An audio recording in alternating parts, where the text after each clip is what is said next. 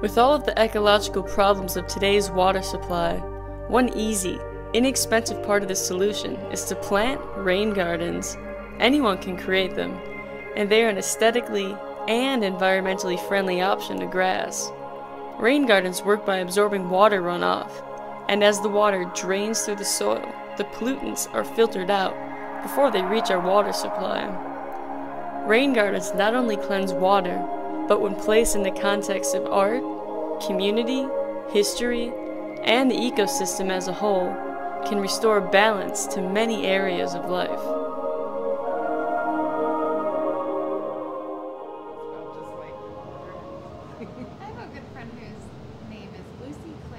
I'm Christine Baumler.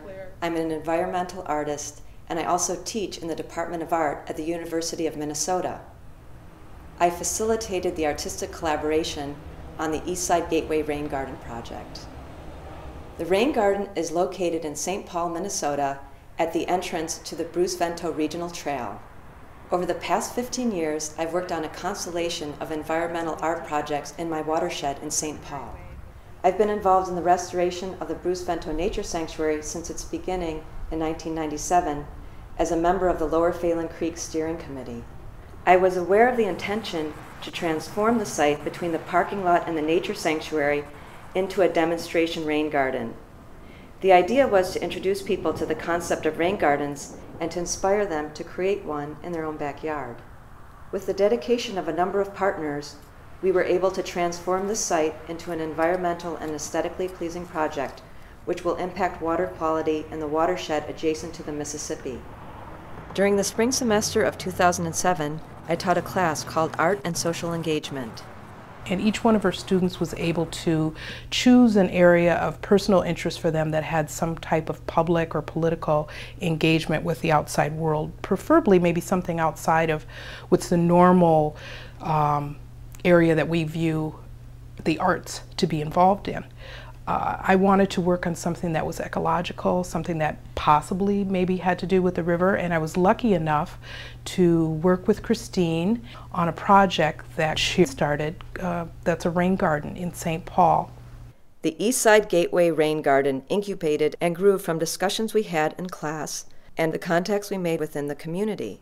With the help of the City of St. Paul Parks and Recreation Department, the Lower Phelan Creek Project, the Community Design Center, and 4 art students who remained on the project once the class was finished, Anna, Toby, Jamie, and Laura, the rain garden wouldn't have been possible. The purpose of the rain garden is to detoxify the waters of the Mississippi River.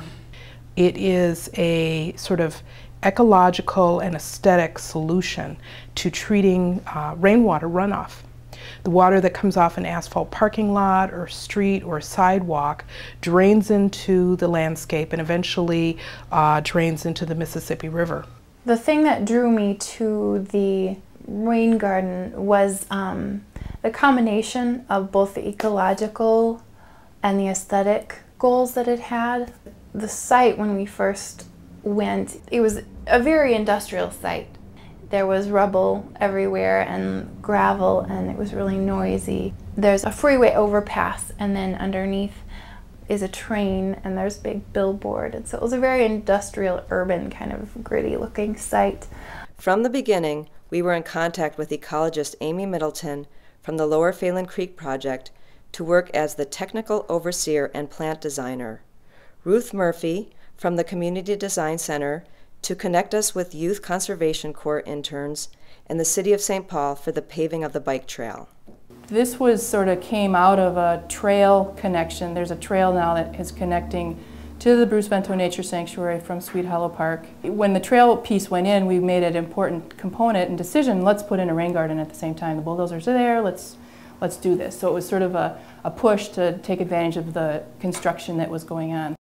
The bike and walking path that winds through the rain garden is an entrance to the Bruce Vento Regional Trail. When this trail was completed in 2007, many people came out to celebrate its opening. With all of the people who will be using the trail, it's time to start building the demonstration rain garden. Now the next step is to figure out the artistic component.